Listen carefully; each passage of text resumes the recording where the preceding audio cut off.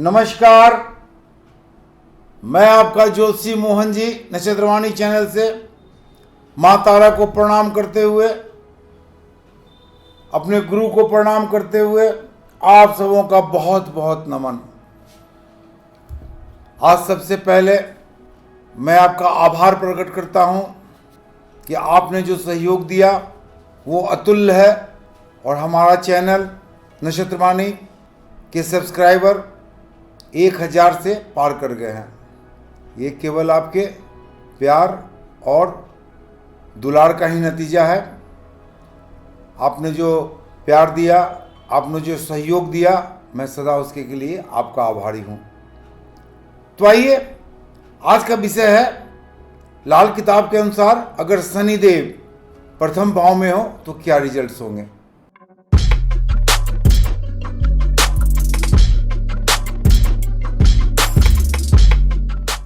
शनि को दुख का कारक कहा गया है और प्रथम भाव काल पुरुष की कुंडली में मेष राशि को माना जाता है, जिसके स्वामी मंगल देव होते हैं। शनि मेष राशि में या प्रथम खाने में नीच का माना जाता है। जब भी शनि मेष राशि में आते हैं तो नीच के हो जाते हैं।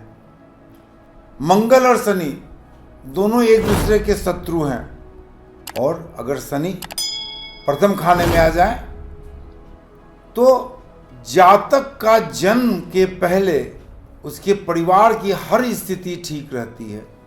जब जातक का जन्म होता है और शनि प्रथम भाव में पाए जाते हैं तो उनके परिवार की स्थिति धीरे धीरे धीरे गड़बड़ होने लगती है और पूरा परिवार परेशानी में आ जाता है।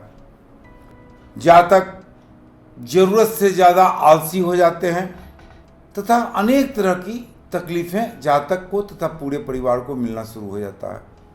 अगर सूर्यदेव और मंगल दसम भाव में हो, अगर प्रथम खाने में शनिदेव बैठे हुए हैं जो प्रथम खाने में नीच के माने जाते हैं, और सूर्यदेव और मंगल अगर दसम भाव में बैठ जाए तो पिता को मृत्युतुल्य कष्ट होती है। कोई भी व्यवसाय वो व्यक्ति ठीक से नहीं कर पाता है और व्यवसाय में नुकसान के अलावा उसे कुछ भी नहीं मिलता है। अगर वो व्यक्ति नौकरी कर रहा है तो नौकरी में भी काफ़ी परेशानी, नौकरी में भी उच्चाधिकारियों से उनको काफ़ी अनबन, उच्चाधिकारी उन्हें काफ़ी परेशान करेंगे और स्वयं जातक इतना आलसी होता है कि सही ढंग से काम नहीं कर पाता है, जिसके कारण उच्चाधिकारी उससे हमेशा नाराज रहते हैं। अगर दसम भाव में बुध देव बैठ जाए, यहाँ मैं बात कर रहा हूँ कि शनि अगर आपके प्रथम भाव में है और दसम भाव में बुध बैठ जाए, ऐसे में जातक का दिमाग बहुत ही कमजोर स्थिति में आ जाता है। बुधदेव नश के भी कारक होते हैं बहन, और दसम भाव में अगर बैठ जाए तो दिमाग कमजोर हो जाता है तथा नश की कोई न कोई बीमारियां उससे जरूर शुरू हो जाती है। तो शनिदेव प्रथम भाव में, बुधदेव दशम भाव में जाए तो काफ़ी परेशानी का सामना करना पड़ेगा। शिक्षा बीच में ही छूट जाएगी, शिक्षा में काफ़ी अवरोध होगा, मन बहुत बेचैन रहेगा, दिमाग भी कमजोर स्थिति में रहेंगे तथा नौकरी में, व्यवसाय में अनेक तरह की परेशानी शुरू हो जाएगी। अगर चतुर्थ भाव में मंगल देव बैठ जाए, मंगल चतुर्थ भाव में खुद नीच के माने जाते हैं। चतुर्थ भाव को कर्क राशि माना जाता है कालपुरुष की कुंडली में, और मंगल वहाँ नीच के माने जाते हैं। तो प्रथम भाव में शनि जो खुद नीच के माने जाते हैं और चतुर्थ भाव में अगर मंगल बैठ जाए तो ऐसे जातक को हमेशा पैतृक संपत्ति में घनघोर नुकसान होता है, बहुत ही ज़्यादा नुकसान होता है। यहाँ तक पैतृक संपत्ति डूबती है, जो बचती है उसे भी बेच के खाने की परिस्थिति और स्थिति आ जाती है उनकी। अगर शनिदेव बैठे हुए हैं प्रथम स्थान में और मंगल आ जाए छठे स्थान में या 12वें स्थान में, मंगल छठे या 12वें स्थान में बैठ जाए, तो ऐसे जातक को धन संपत्ति की कोई कमी नहीं रहती है। बेहिसाब वो व्यक्ति धन संपत्ति कमाता है और खर्च भी उसी अनुसार करता है। उसके सारे इन्वेस्टमेंट जमीन में, मकान में होते हैं, जिसके कारण धीरे धीरे उनकी संपत्ति काफी बढ़ती चली जाती है। अगर प्रथम स्थान में शनिदेव बैठे हुए हैं और 7वें स्थान और 10th स्थान में, यानी सप्तम भाव और दसम भाव में कोई भी ग्रह अगर बैठा हुआ नहीं हो, तो शनि बुरा प्रभाव उस कुंडली में कभी नहीं देंगे, हमेशा अच्छा ही प्रभाव देंगे। लेकिन जब तक जातक अपने आलसपन को अगर दूर कर ले और 7th स्थान में कोई ग्रह न हो और 10th स्थान में कोई ग्रह न हो, ऐसे में वो जातक तकनीकी क्षेत्र में काफी राइज करेगा, तकनीकी क्षेत्र में उसकी काफी बढ़ोतरी होगी और नीच के शनि का, प्रथम भाव में शनि के होने का कोई भी प्रभाव उसे, बुरा प्रभाव उसे नहीं मिलेगा। अगर कुंडली में मंगल खराब हो और कहीं न कहीं से प्रथम भाव से उसका संबंध बन रहा हो, क्योंकि मेष राशि के स्वामी तो मंगल ही होते हैं, जहां शनिदेव अगर प्रथम भाव में बैठ के नीच के हो जाते हैं और मेष राशि का स्वामी मंगल, तो मंगल का प्रभाव हमेशा वहां शनि पे होगा ही होगा और मंगल बहुत खराब स्थिति में है। तो ऐसा जातक चोर, ठग, झगड़ालू, धोखेबाज निकलता है और हर प्रकार की ठगी, चोरी, यहां तक कि मंगल जो पराक्रम के कारक हैं, तो वो काफी दुस्साही हो जाता है और किसी से भी वो मारपीट, मर्डर, डकैती करने से नहीं हिचकेगा। अब जाने कि अगर ये सारी स्थितियां बन रही है तो आप कौन से उपाय करें जिससे मंगल की शांति हो जाए। आप अगर चाहें तो बंदर पाल सकते हैं, लेकिन थोड़ा बंदर पालना कठिन है, तो आप बंदर को चना खिलाएं। अगर बंदर को चना खिलाते हैं और चना खिलाने के वक्त में आप हनुमान चालीसा का अगर पाठ करते रहते हैं, चना भी खिला रहे हैं और हनुमान चालीसा का पाठ भी कर रहे हैं, या हनुमान चालीसा का पाठ के अलावा अगर कोई हनुमान जी का मंत्र भी जाप करते हुए चना खिलाते हैं, तो काफी शुभ प्रभाव और लाभ होगा। अगर मंगल देव खराब प्रभाव दे रहे हैं, शनि लग्न में बैठे हुए हैं, यानी प्रथम खाने में बैठे हुए हैं, मंगल भी खराब प्रभाव आपको दे रहे हैं चतुर्थ भाव में, तो ऐसे में आप काला नमक ले लें 700 ग्राम और काला सुरमा जो कहते हैं, काजल वगैरह जो लगाते हैं उसको सुरमा कहते हैं, तो 750 ग्राम काला नमक और सुरमा दक्षिण दिशा में 2 फीट गड्ढे खोद कर उसे दाब दें। गड्ढे में काला सुरमा और काला नमक डाल दें, बुरा प्रभाव मिलना आपको बंद हो जाएगा। ये तो हुई शनिदेव की बात। अगर प्रथम स्थान में शनिदेव बैठे हुए हैं, प्रथम खाने में शनिदेव बैठे हुए हैं, अब मैं चर्चा कर रहा हूं कि अगर प्रथम खाने में राहु बैठे हुए हैं तो आपको इसका क्या प्रभाव मिलने वाला है। अगर प्रथम खाने में राहु बैठ गए आके, तो आप तो जानते ही हैं कि प्रथम खाना मेष राशि का होता है, मंगल देव का होता है। तो प्रथम खाने में अगर राहु बैठ जाते हैं तो काफी शक्तिशाली राहु हो जाते हैं काफी शक्तिशाली। ऐसे जातक अपने मेहनत के बल पर और उनकी बुद्धि बहुत तेज काम करने लगती है। यही नहीं, वो काम के धुनी होते हैं। जो काम अपने हाथ में लेते हैं, जब तक पूरा नहीं हो जाए उन्हें चैन नहीं आता है। पुराने कंसेप्ट में हमारे ऋषि मुनि ने पहले की परिस्थितियों में बताया है कि प्रथम स्थान में राहु का प्रभाव बहुत ही खराब होता है।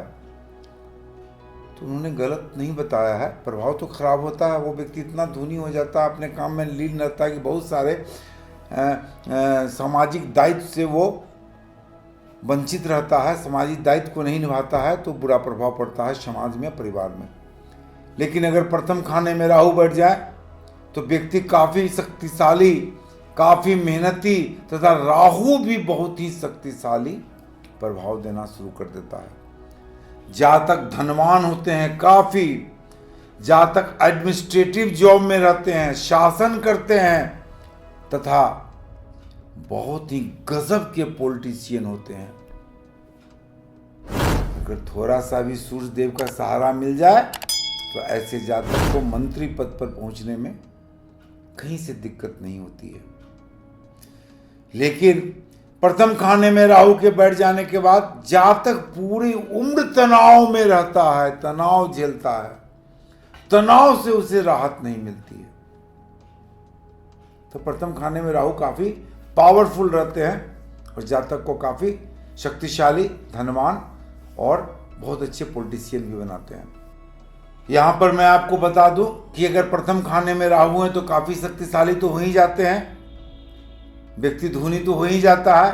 अगर ऐसे व्यक्ति गवर्नमेंट जॉब करते हैं, गवर्नमेंट जॉब करने का इन्हें काफी योग होता है। अगर प्रथम स्थान में राहु देव बैठ जाए तो गवर्नमेंट जॉब इन्हें उच्च स्तर का मिलता है। और गवर्नमेंट जॉब करते हैं तो ये व्यक्ति प्रायः देखने में आया है कि एक नंबर के घूसखोर होते हैं। गलत ढंग से पैसा कमाना इनकी नियति हो जाती है तथा ये पूजा पाठ पर भी भरोसा नहीं करेंगे, गुरुजन पर भी भरोसा नहीं करेंगे।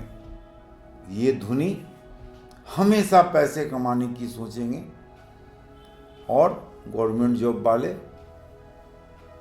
बड़ा ही घुसखोर टाइप के व्यक्ति होंगे। अब अगर प्रथम खाने में राहु बैठे हुए हैं और सूर्य कहीं भी बैठ जाए, सूर्य को तो बैठना है कहीं भी, ऐसे व्यक्तियों का दाम्पत्य जीवन हमेशा तनाव में रहता है। अगर सूर्य सप्तम में आके बैठ गए, और सप्तम में तो केतु देव भी रहेंगे, केतु महाराज भी बैठे हुए रहेंगे, क्या कि राहु केतु दोनों 180 डिग्री पे बैठे हुए रहते हैं। और सप्तम स्थान में अगर सूर्य आके बैठ गए तो ऐसे व्यक्तियों का दाम्पत्य जीवन तो नहीं चलेगा और तलाक वगैरह की भी नौबत आ जाएगी। तलाक वगैरह भी ऐसे व्यक्ति लेंगे तथा ऐसे व्यक्ति कोई पार्टनरशिप में व्यापार करते हैं तो समझे कि उनका पार्टनरशिप तो चलने वाला नहीं है। अगर राहु देव प्रथम खाने में बैठे हुए हैं और बुध और शुक्र अगर उच्च के हैं उनकी कुंडली में, मैं बता दूं कि बुध उच्च के कन्या राशि में होते हैं, शुक्रदेव उच्च के मीन राशि में होते हैं और ये दोनों उच्च के हैं, राहु प्रथम खाने में बैठे हुए हैं, तो ऐसे जातक अमीरों के अमीर होते हैं। ऐसे जातक की तुलना बहुत ही अमीर व्यक्ति में की जाती है। लेकिन यहां पर ध्यान देने की बात है कि जैसी शुक्र उच्च के होंगे और बुध उच्च के होंगे ऐसे जातक की कुंडली में, तो ये जातक बुद्धिमान भी बहुत ज्यादा हो जाएगा, काफी बुद्धिमान होगा और बुद्धि का सहारा लेकर बेहिसाब दौलत कमाएगा। लेकिन शुक्रदेव भी उच्च के हैं तो ऐसे जातक को अविचारी भी कहा जा सकता है। ऐसे जातक अविचार में भी काफी लिप्त हो जाते हैं गलत महिलाओं का साथ हो जाता है इनका, जिसमें पैसे और स्वास्थ्य की बर्बादी भी तय है। अगर मंगल देव 12th हाउस में जाके बैठ गए, राहु देव प्रथम खाने में ही है, तो ऐसे जातक का राहु प्रभावहीन हो जाता है। जैसे ही मंगल 12th में चले जाएंगे और राहु प्रथम खाने में है, तो ऐसे जातक का राहु पूर्ण रूप से प्रभावहीन हो जाता है। न अच्छा रिजल्ट देगा, न बुरा रिजल्ट देगा। अगर आपका सोच अगर बुराई की तरफ जाएगा तो बुरा रिजल्ट देगा, आपका सोच अगर अच्छाई की तरफ जाएगा तो अच्छा रिजल्ट देगा। लेकिन ऐसे जातक का राहु प्रभावहीन हो जाता है। यहाँ पर मैं बता दूं कि 1st हाउस में राहु और 12th हाउस में मंगल चले जाते हैं, तो रोजगार में, व्यवसाय में इन्हें काफ़ी तकलीफ का सामना करना पड़ता है। काफ़ी व्यवसाय चेंज भी करने पड़ते हैं इनको, और व्यवसाय में हमेशा नुकसान की संभावनाएं प्रबल रहती है। जहाँ तक व्यवसाय में नुकसान की संभावनाएं हैं, चूँकि राहु देव थोड़ा सा प्रभावहीन हो जाते हैं, तो भले ही नुकसान की संभावनाएं हों, लेकिन अगर इनकी सोच अच्छी है तो इन्हें काफ़ी व्यवसाय करने का अवसर मिलता है और कई तरह का व्यवसाय ये कर सकते हैं। अगर शुक्रदेव सप्तम में बैठ गए, राहु प्रथम स्थान में है, तो सप्तम में शुक्र का बैठना, साथ में केतु का ही बैठना हो जाता है। तो ऐसे जातक प्रायः इनकी पत्नी काफ़ी बीमार रहती हैं और उनकी बीमारी का लाभ उठाते हुए वो अन्य स्त्रियों से भी अपना संबंध आसानी से बना लेते हैं। स्त्रियों से संबंध बनाना तथा पत्नी का बीमार होना, ये इनकी कुंडली में लगा रहता है। अगर सूर्य इनके द्वितीय स्थान में बैठ गए आके, राहु प्रथम स्थान में है, तो ऐसे जातक धर्म के विरोधी, ससुराल के विरोधी तथा मंदिर मस्जिदों के भी विरोधी माने जाते हैं और विरोध हमेशा करेंगे। अगर सूर्य लग्न में ही आके बैठ जाए, राहु भी बैठे हुए हैं प्रथम भाव में और सूर्य भी आके प्रथम भाव में बैठ जाते हैं, तो ऐसे जातक अगर सरकारी नौकरी करते हैं या कोई भी नौकरी करते हैं तो हमेशा विवाद के केंद्र बने हुए रहते हैं। इनकी जिंदगी से विवाद जाती ही नहीं है। अगर राहु प्रथम भाव में हो और सूर्य तृतीय भाव में आ गए, तो हमेशा बहन से विवाद होता रहेगा। बहन हमेशा विवाद के कारण इनके बनते रहेंगे। अगर सूर्यदेव चतुर्थ भाव में बैठ गए, तो जातक की कमाई हमेशा अवरोध में आती रहेगी।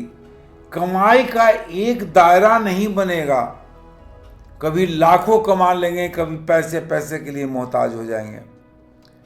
और चूंकि चतुर्थ भाव हमारे दिल का भी है, हार्ट का भी है, तो ऐसे जातक को हार्ट अटैक की संभावनाएं प्रायः बढ़ जाती है। अब इस चीजों का निवारण क्या है? इस चीजों का सर्वश्रेष्ठ निवारण है बुध का निवारण करना।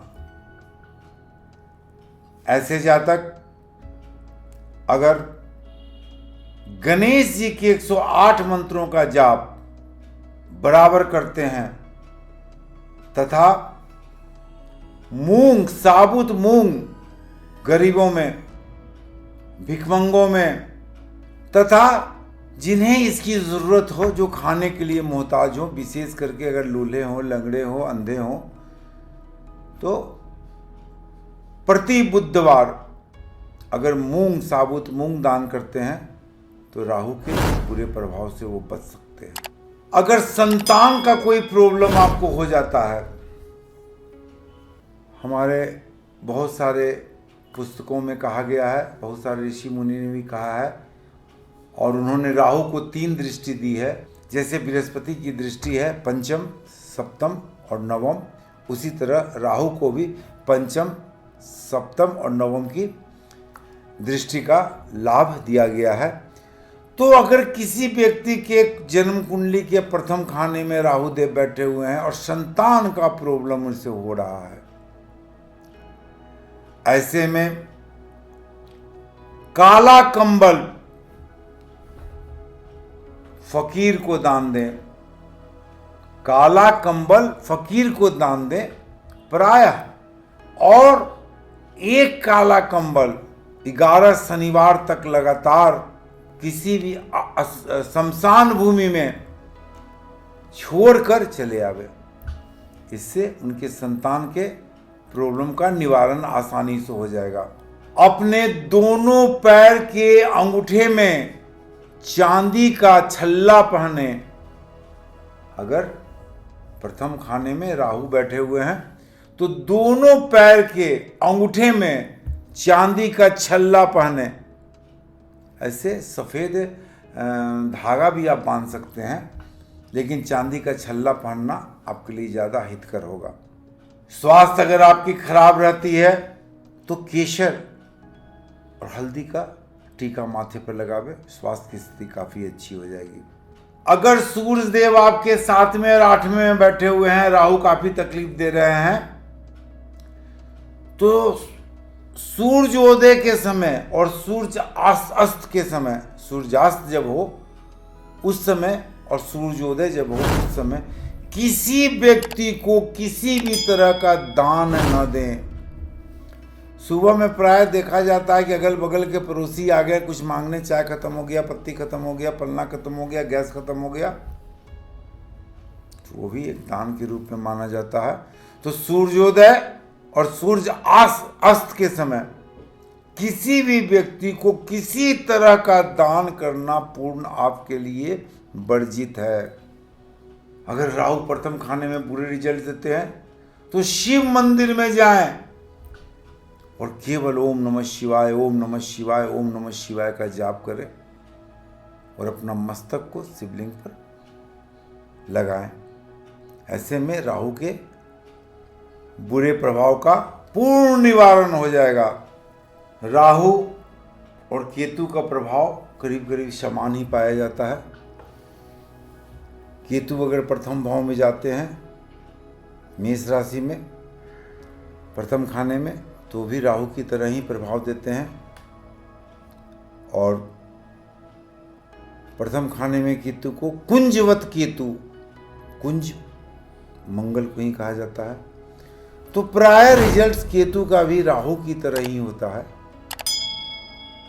और जितने रिजल्ट्स केतु के राहु के होते हैं प्रथम खाने में, करीब करीब उसी ढंग का रिजल्ट केतु के भी होते हैं। अतः आप इसे राहु केतु के समान रिजल्ट्स की ओर ध्यान दें और उपाय जो करना है वही उपाय करें।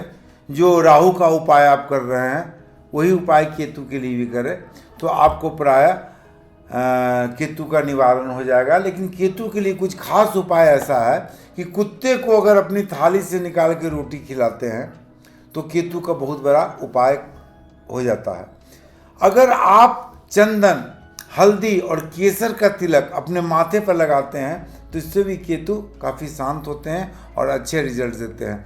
जिन व्यक्तियों के प्रथम भाव में केतु बैठे हुए रहते हैं वो व्यक्ति हमेशा मानसिक तनाव से उलझा हुआ रहता है, और इतना ज़्यादा मानसिक तनाव से उलझा हुआ रहता है कभी कभी वो किसी काम करने की स्थिति में नहीं रहता है।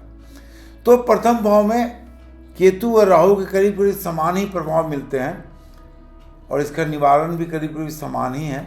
तो उसी ढंग का काम करें। अगले एपिसोड में फिर मैं आपसे मिलूंगा। आप मेरे चैनल नक्षत्रवाणी को लाइक करें, सब्सक्राइब करें, शेयर करें। नमस्कार।